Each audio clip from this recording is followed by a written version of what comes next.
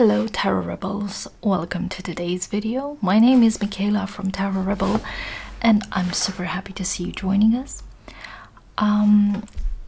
So today I'm gonna do a different type of video because I recently got the Japaridze tarot. I hope I'm saying it right.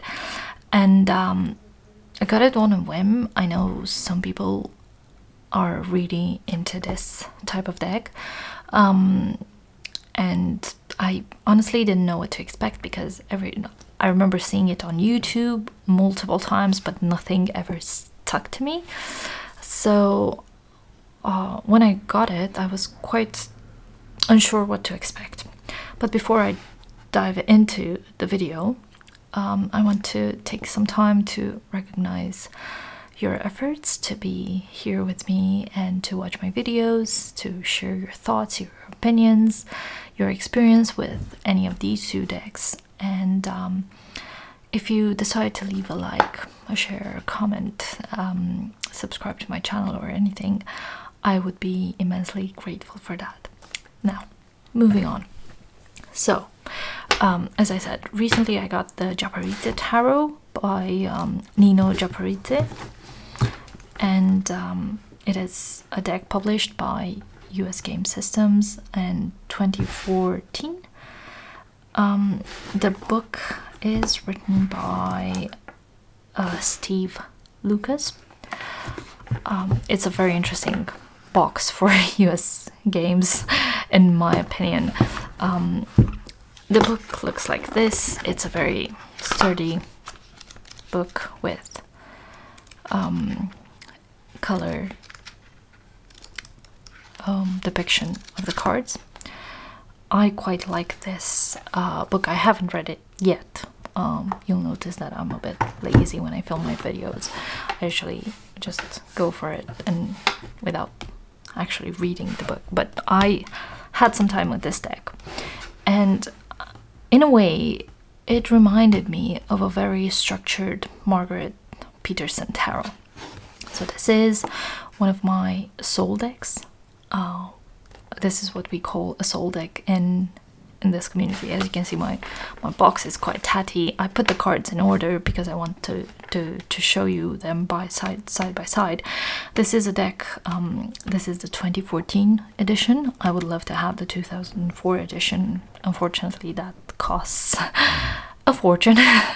So the price is quite prohibitive, so I got this deck. It's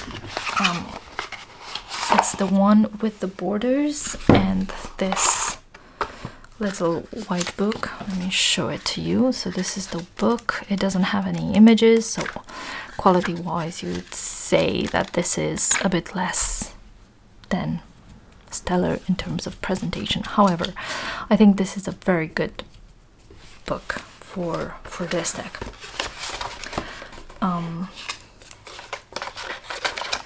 I also got a nice note from the person I purchased the deck from, which always warms my heart. Side note, if you rehome your decks or decide to give them away, maybe put in a note for the new user to send the deck, give the deck a proper send-off with really nice vibes and warmth in your soul. So I'm just gonna put the cards here. The Margarete Petersen doesn't have extra cards, as you will soon notice. Oops. Sorry, I'm a bit clumsy today. The Japaridze tarot has 2 extra cards. One of them is an art card, this one. The other one, it tells you the changes that have been made to the deck because there were some changes. So as you can see, the swords are now winds, the wands are fire, the cups are tides, and the pentacles are gardens. And the court cards have been renamed, just the pages and the knights, they're jesters and strangers. I'm gonna put these back into the sturdy box. One thing I dislike about this deck, the cutout is a bit annoying. However, this is not the point of the conversation today.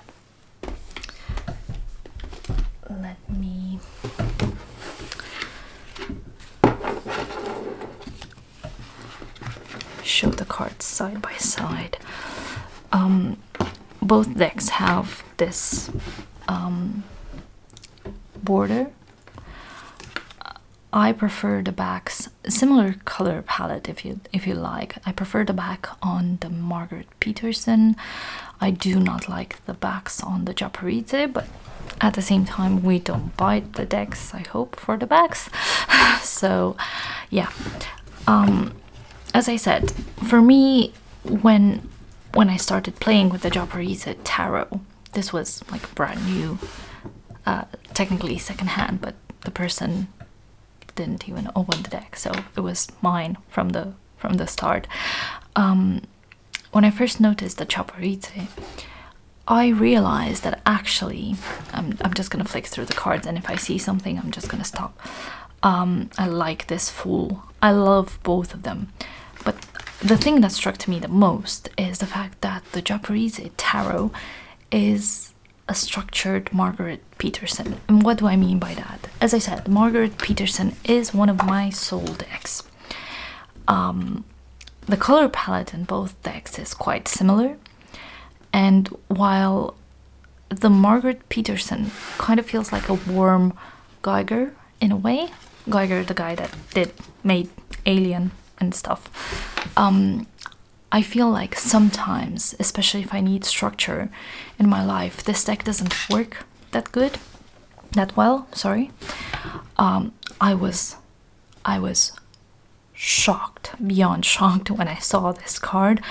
To have the card War in black and white, it's such a confrontational imagery. Obviously, the decks are not a 100% match, as you see here. However, the striking aspect of this card is undeniable. So for me, Margarete Petersen, as much as it is a soul deck, after a while it became quite hard to work with, and it was difficult for me to put it in words. And while I keep going back to my trusted Mystical Dream Tarot, my Japaridze, my Marielle, this deck hasn't worked for me in months. And that's not because I don't like the deck. I absolutely love the deck. If I need creativity, if I need openness, if I need freedom, in a way, freedom of expression, then definitely Margarete Petersen is my jam. I love the Crone card.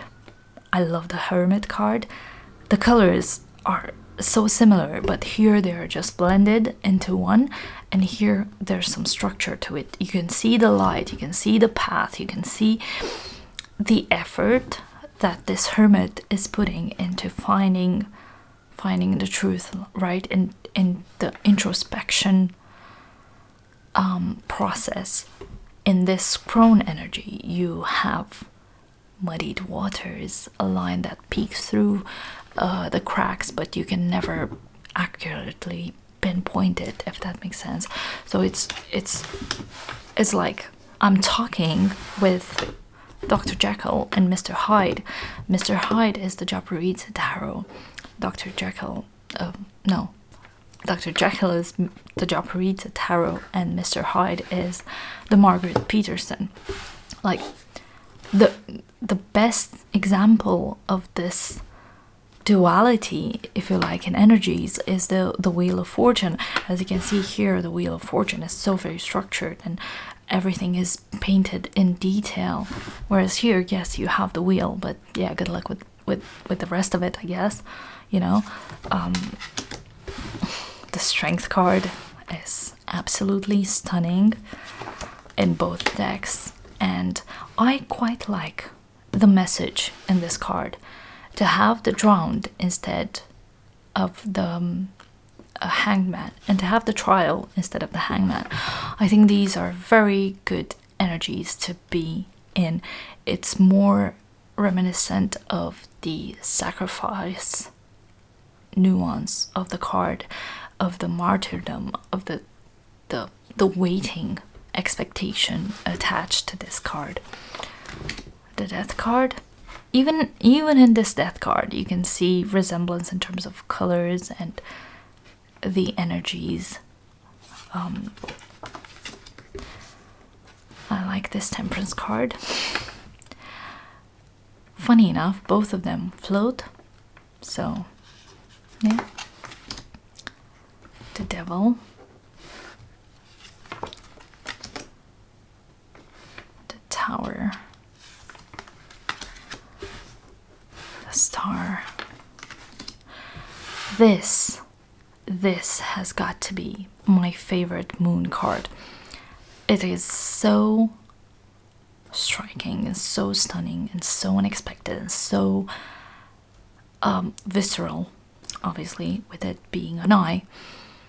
And to me, the way I see this card, you know, when you look to the sky, you see the moon is a white dot. I hope I'm gonna explain this right, because it doesn't make sense to me. But here the white part of the eye is shining down on Earth, whereas the hidden part of the moon is basically the eye, the organ we use to see.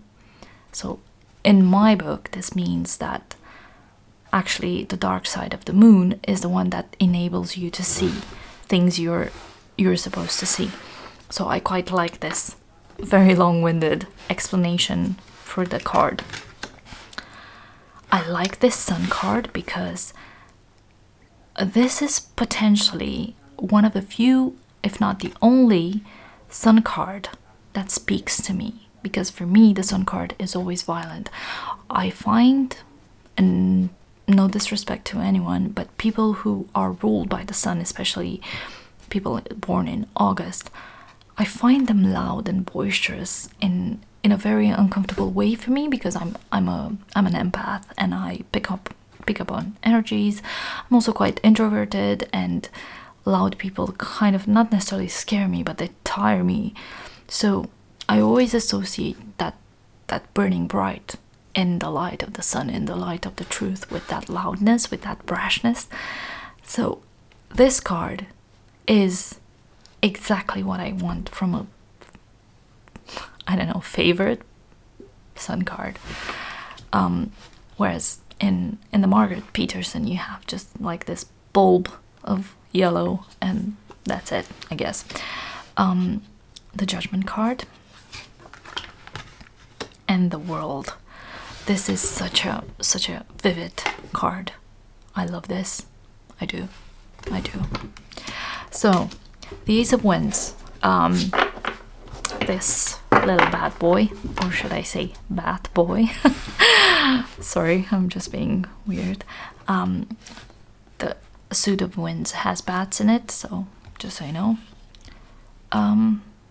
Sorry, let me just shuffle my cards in the right order, because apparently they're not. Bum, bum.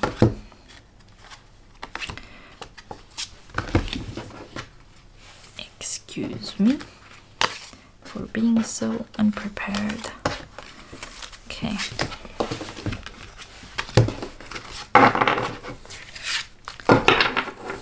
So we have winds and feathers.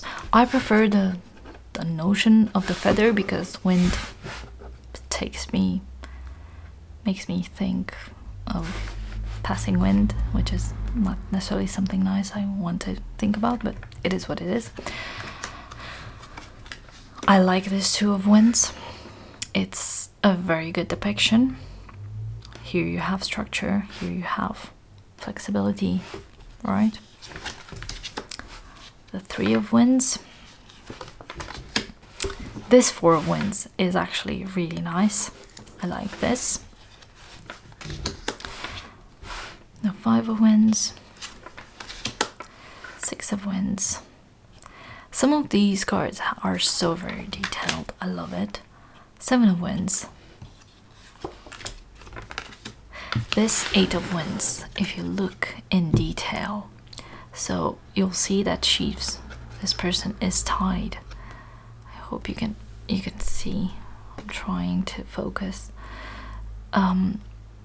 and and at the same time the key is here, so she can easily escape from this prison, but she's held there because she's unable to see the truth. This Nine of Wands reminds me of sometimes we dream of falling, and that anxiety, that's frightness that's inducing in our bodies. It's kind of like that in a way. Ten of Wands. Oh, look at that. How very similar in terms of colors, in terms of art. It's just striking. I'm not saying someone copied the other one. I'm just saying, like, I can see why I prefer this deck, because it brings a bit more rather than this Margarete Petersen deck that's a bit all over the place. So, Jester, Stranger, the Queen of Wands, and the King of Wands. Boom, done. Now, the Ace of Fire. This is the card on the box. Sorry for the glare, or whatever it's called. The Two of Flames. I kind of feel like this person is looking at this picture for some reason, and it does make sense to me. The Three of Fire. I love this Four of Fire, and I quite like the depiction of naked people, because I feel like when we're naked, we're vulnerable, but we're also honest and open, right? We're ready to receive blessings and excitement in our lives.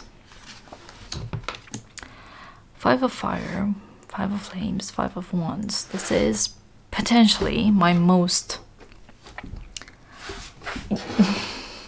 the card that stalked me the most. Every once in a while, every week, probably maybe even twice a week, if I draw a card for myself, the Five of Wands is there. It's just, I'll never escape it. Six of Fire, I like this.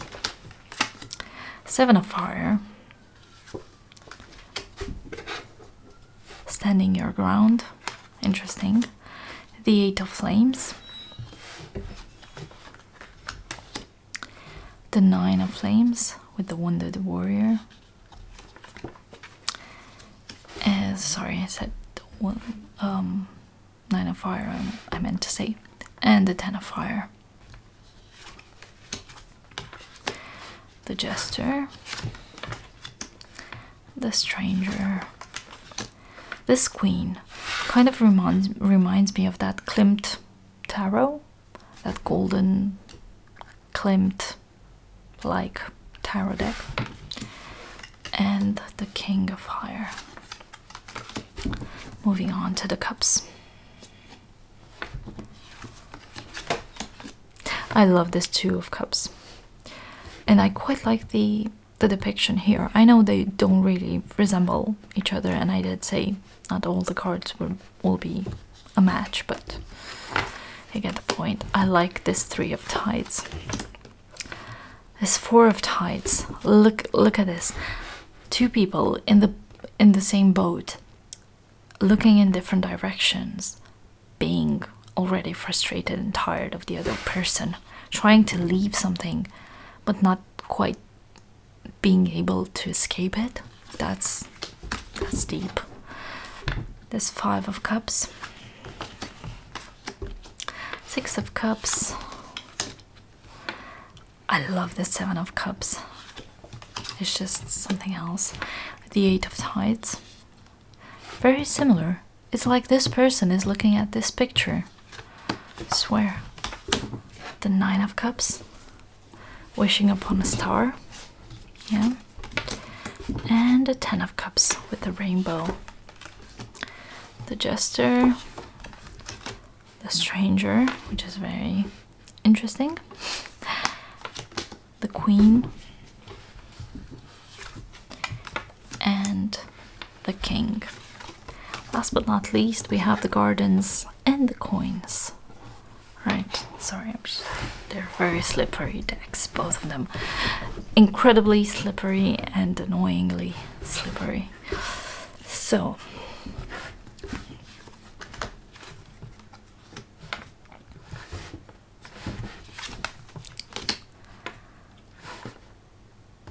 the 3 of coins, the 4 of gardens. I love this depiction of the ego because whenever I see the 4 of coins, I always think about the ego not being able to let go of that ego is holding us back, being frustratingly hoarding things, experiences, people, money, whatever, right? And it feels like this card has actually found a good way of showing that meaning. The 5 of gardens, which is the 5 of pentacles. It is one of my favorite cards, and I know people say, oh my god, it's such a weird card to say it's your favorite, but it is my favorite because sometimes we create our own misery, and I've been guilty of that, and I've been pulling the 5 of pentacles when that happened. So yeah, I feel called out. But sometimes it's just a reminder that we create our own misery, and we have the potential, the opportunity, the power to stop doing that. And we're never as alone as we think we are. We're never as isolated as we think we are. These 2 people suffer in silence because they just don't have enough empathy in them to see that another person is suffering. They could be together and warming up, but they don't have eyes for anything else but their own suffering. And sometimes we're so self-absorbed and so drenched in sadness and depression, it's hard for us to seize the moment and help someone else. So I do like this card. The 5 of Pentacles in general, and the one in the Japaridze Tarot. 6 of Gardens. Love this. 7 of Gardens. Can you tell me that these are not fairly similar, at least in color? Like, because I love this 8 of Gardens. As a person who is basically a trained chemical engineer, to see this in a tarot deck is quite interesting and makes me remember stuff. The 9 of Gardens. This is a very lush card, but in the Margarete Petersen, it's quite a dull expression, and this is what I mean. Like, I get that everything is golden, everything is rich, everything is abundant in your life, but it feels very stagnant at the same time. It feels like a very dull energy. And here comes the Japaridze Tarot with an expansion on this notion, and I prefer that because it gives me something to grab onto as a reader, right? The 10 of Gardens, lovely. The Jester of Gardens, the Stranger of Gardens. I love this queen. I love this queen. She's my favorite. I mean, she's not my favorite. There are multiple other queens I love, but this is one of my favorite queens. And the King of Gardens. Yeah. In terms of quality, slippery decks, both of them. I quite dislike the borders. However, I'm just like so untalented at cutting the borders. I just wouldn't dare. Wouldn't. The Margarete Petersen, I would love it if it was a smaller size. The Japaridze, mainly because it's very, very wide, as you can see. Let me show you. This is how much bigger the Margarete Petersen is. The Japaridze is more closer to the standard size. This deck is very flexible, very flimsy. This one is a bit sturdier. I don't know what else to say. I think, I don't want to speak too soon, but I think I will start incorporating the Japaridze in my practice a bit more, because I tend to gravitate towards it. I've received it now, I've had it a week now, and I gravitated towards it more than I expected. So I think this deck is quite expansive in a way, without diverging too much from the classical tarot meanings, but at the same time it gives you a lot of food for thought, because while you can apply traditional meanings to it, you also have other things that you can grab onto. For example, that Temperance card, right? That Five of Gardens. Yeah, so there's a lot of wiggle room, if you like, and this is what I want from a tarot deck. I want something that allows me to expand on my knowledge and grow, while at the same time being refreshingly new and unexpectedly classic. Sorry, I'm just babbling now. Yeah, so these are my thoughts. I would love to know if you have any of the decks, and what do you think about this head-to-head comparison I did. I know it will be potentially controversial because people might not see it, and that's the beauty of it, I guess. We're allowed to see things that are not necessarily there for everyone. It's the beauty of the art. It's the beauty of acquiring new knowledge, new keywords in terms of tarot, and it's the beauty of thinking, like allowing yourself to think outside the box. Because as a tarot reader, I want to grow. I want to be the best guide for myself and for my clients, I guess. And anyone can learn from a book and just say those meanings and that's it, make them make sense in a way. But the way I use tarot is I use different artwork to amplify my knowledge and to look and read between the lines, if you like. So yeah, love to hear your thoughts. If you have any of the decks, or if you want any of them, I want to know why. And if you would spare a moment to leave a like, share, subscribe, comment, you know that I would be grateful forever. Thank you so much for your time, and I do hope to see you in another video. Bye.